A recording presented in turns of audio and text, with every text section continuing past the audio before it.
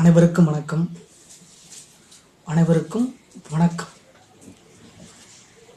பெற்ற தாய் கைவிட்டாலும் கற்ற கல்வி கைவிடாது என்ற முதுமொழியை கூறி இன்னைக்கு செப்டம்பர் 21 ஞாயிற்றுக்கிழமை, இன்னைக்கு ஒரு மாபெரும் ஒரு ஆளுமை ஆங்கில எழுத்தாளர் ஹெச்.ஜி. வெல்ஸ் அவரை பற்றி பார்க்க இருக்கிறோம். வரலாறு, ஹிஸ்ட்ரி, அரசியல், பாலிடிக்ஸ், சமூகம், சொசைட்டி ஆகிய 3 களங்களிலும் 3 தளங்களிலும் தனது படைப்புகளால் தனிமுத்திரை பதித்த ஆங்கில எழுத்தாளர் ஹெச்.ஜி. வெல்ஸ் பிறந்த தினம் என்று இங்கிலாந்து தலைநகர் லண்டன் அருகே உள்ள புரும்லி நகரில் 1866 பிறந்தார். முழு பெயர் ஹெர்பர்ட் ஜார்ஜ் வெல்ஸ். கிரிக்கெட் வீரரான தந்தை ஹார்ட்வேர் கடையும் நடத்தி வந்தார். ஹார்ட்வேர்னா ஆணி எல்லாம் விற்கிறது, நீங்கள் வாட்டுக்கு வேற எதுவும் நினச்சிக்க. ஆணி, பெயிண்டு, இரும்பு கம்பிகள், பிளாஸ்டிக் பைப்புகள் எல்லாம் விற்கிறது. 7 வயதில் விபத்தில் சிக்கிய வெல்ஸ் பல மாதம் படுக்கையில் இருக்க நேர்ந்தது.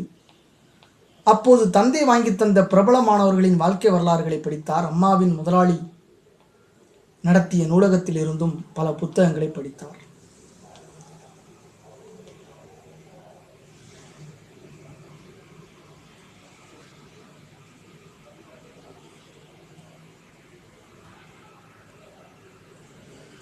அப்பாவின் தொழில் நஷ்டமடைந்ததால் படிப்பை நிறுத்திவிட்டு ஜவுளிக்கடை வேலைக்கு சென்றார். வேலை பிடிக்காததால் வெளியேறினார். பிறகு ஆசிரியர் வேலை கிடைத்தது.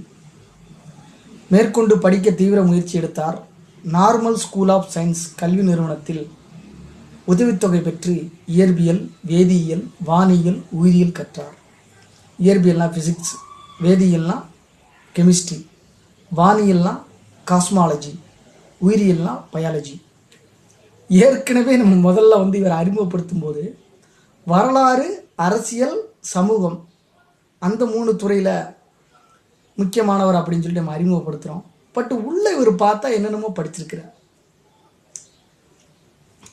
கல்லூரி நாட்களில் தி கிரானிக்கல் ஆர்கோநாட்ஸ் என்ற காலப்பயணம் குறித்து சிறுகதை எழுதினார்.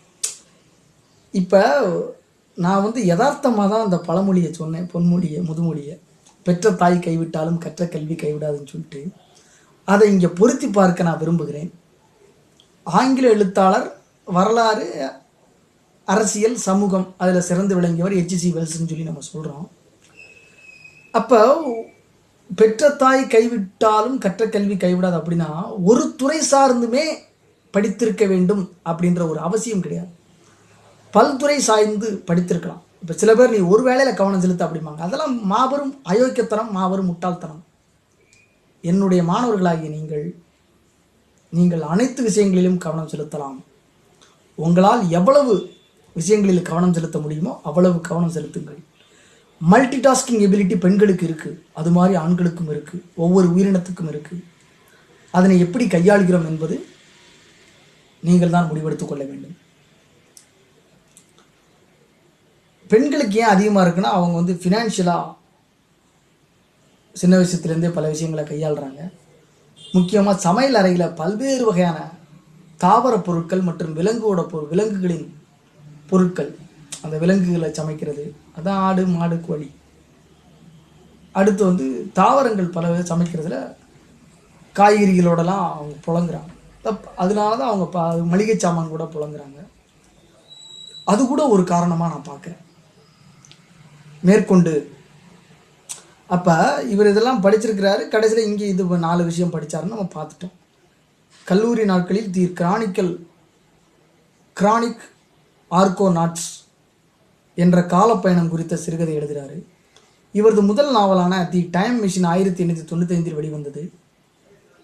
மகத்தான வெற்றி பெற்று இலக்கிய உலகில் பரபரப்பாக பேசப்படும் எழுத்தாளரானார்.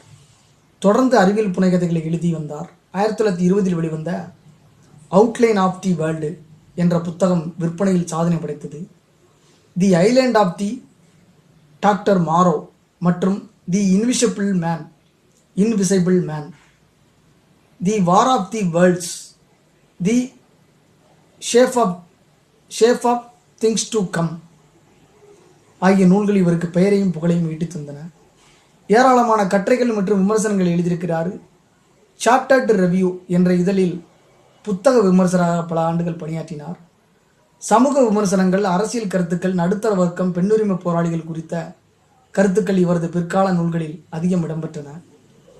காலப்பயணம், வேற்றுக்கிரகவாசிகள், பூமியை தாக்குவது, அணு ஆயுத போர் ஆகியவற்றின் அடிப்படையில் இவர் எழுதிய அபுனைவு நாவல்கள் இந்த பாணியை உலகுக்கு அறிமுகப்படுத்தின. திரைப்படங்கள், வானொலி நிகழ்ச்சிகளாக இவரது பல படைப்புகள் தயாரிக்கப்பட்டுள்ளன. ஓவியம் வரைவதிலும் மிகுந்த நாட்டம் கொண்டவர். அவுட்லைன் ஆஃப் தி ஹிஸ்டரி என்ற நூலில் மனித வரலாறு குறித்த தனது சோசலிச கண்ணோட்டங்களை வெளிப்படுத்தினார். கடவுள் பற்றிய தனது கண்ணோட்டத்தை வெளிப்படுத்திய இவரது காட் தி இன்விசிபிள் கிங் என்ற நூல் மிகவும் பிரசித்தி பெற்றது. வாழ்நாளில் 50 ஆண்டு காலம் எழுத்துக்கே அர்ப்பணித்தவர், தொலைநோக்கு எழுத்தாளர் என போற்றப்பட்ட H.G. வெல்ஸ் 80வது வயது 1946 நம்மளை விட்டு நீங்கினார், மறைந்தார். அறிமுகப்படுத்தும் போது வரலாறு, அரசியல், சமூகம் அப்படின்னு சொல்லி அறிமுகப்படுத்தி உள்ள ஃபிசிக்ஸ், கெமிஸ்ட்ரி, காஸ்மாலஜி மற்றும் பாட்னி, பயாலஜியை படிச்சிருக்கிறாரு. அப்போ ஒரு கல்வி, பல்துறை கல்வி அவர் படித்ததுனால இன்றைக்கி அவரை நம்ம உட்காந்து பேசுகிறோம். அது மாதிரி நீங்களும் படிங்க. ஏதோ ஒரு வகையில் ஒரு நிலைமைக்கு நாம் செல்வோம். நன்றி, வணக்கம். நல்ல நிலைமைக்கு செல்வோம்.